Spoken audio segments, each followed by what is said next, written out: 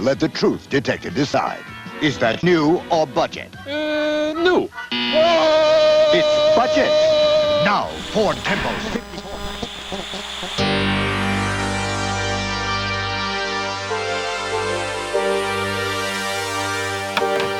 So, if you're broke enough to need a headset for under $50 while also still having access to a high-end PC, well, here's the Razer OS VR HDK 1.4. While it's not sold anymore, I managed to find one on eBay for just £50. It's one of the lowest resolution headsets I've ever seen, coming in at only 960 by 1080. Sadly, it's a headset without any controllers, but it does come with a 100-degree field of vision and a 90Hz display, which is nothing to scoff at. It is a developer headset, so expect a lot of bugs and tinkering, but you know, here it is, a VR headset for just £50. And because it is open source, and because this is the development kit, it has been designed so you can upgrade bits and pieces in here as upgrades come along. So you can switch out the screens, you can put different lenses in there if you like. But being a bit more reasonable, here's something slightly above it. At $64 eBay price is the Deepoon VR E2. It's a Chinese headset now cancelled. It sports some slightly better specs than the OS VR.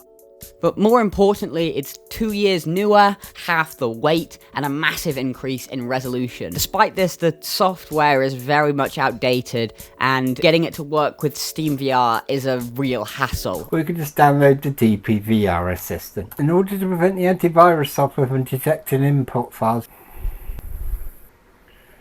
new firmware is detected. Do you want to upgrade? It would help if it actually said yes or no. Let's see if we can at least play this, which would be nice. Let's give it a go. Come on. Be nice to get something done. What am I doing wrong? That's the question.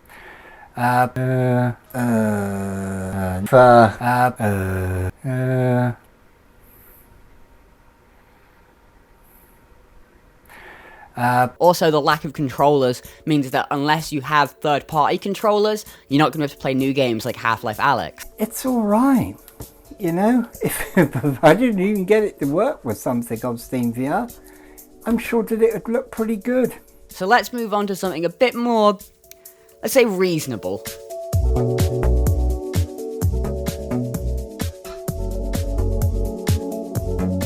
The Lenovo Explorer and the HP Windows MR headset, both coming in at their lowest eBay price of $100. The major difference in these headsets is that the Lenovo Explorer is 454 grams lighter than the HP Windows MR, but the Explorer sports a slightly higher FOV, and both of these headsets come with controllers straight in the box. They support full room scale play. They are still compatible with Steam VR and even have their own virtual reality platform. But both of these are excellent choices for getting into VR.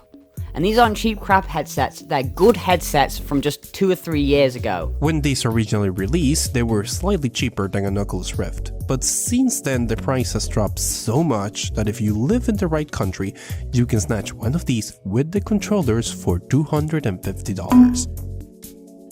But hey, maybe you still got an extra $50 laying around and you might want to get a Dell visor? No, you don't. Don't buy this headset. While this was marketed as a premium VR headset and is down to a really good price from its original, the headset is credited as being marginally worse than its cheaper counterpart, the Lenovo Explorer.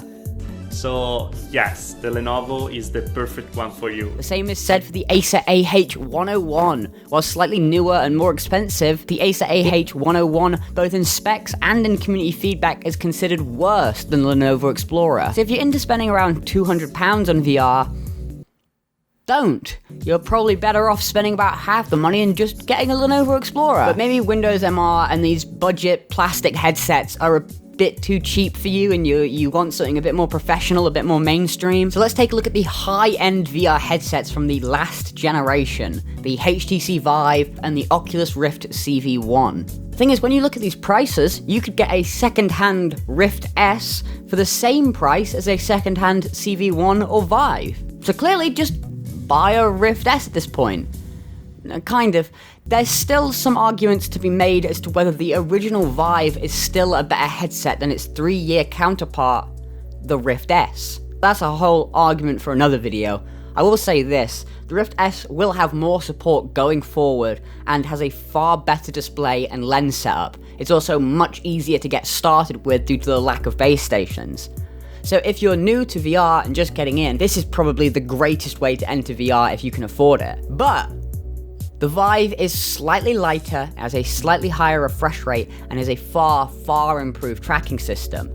So if you're going deep into VR and you think this is going to be something you do maybe on a daily basis, you might want to consider the Vive, also because it supports all the additional add-ons like the knuckles. But yeah, that's pretty much it. If you're on a budget, here's how you can get into VR for super cheap. Everyone is currently complaining you gotta spend $1,000 if you want to play Half LIfe Alyx, and that just isn't true. If you just want to take a look at VR, you can do that for as little as $40. But if you really want to get into it, I recommend putting in that about £100 sort of money and getting the Lenovo Explorer. But if you have enough in your pocket and it's Christmas time and you feel like treating yourself, definitely recommend the Rift S or the Vive. So there you go, short video, little tips. Hopefully this helps some people. Go buy yourself a headset and Call it virtual reality.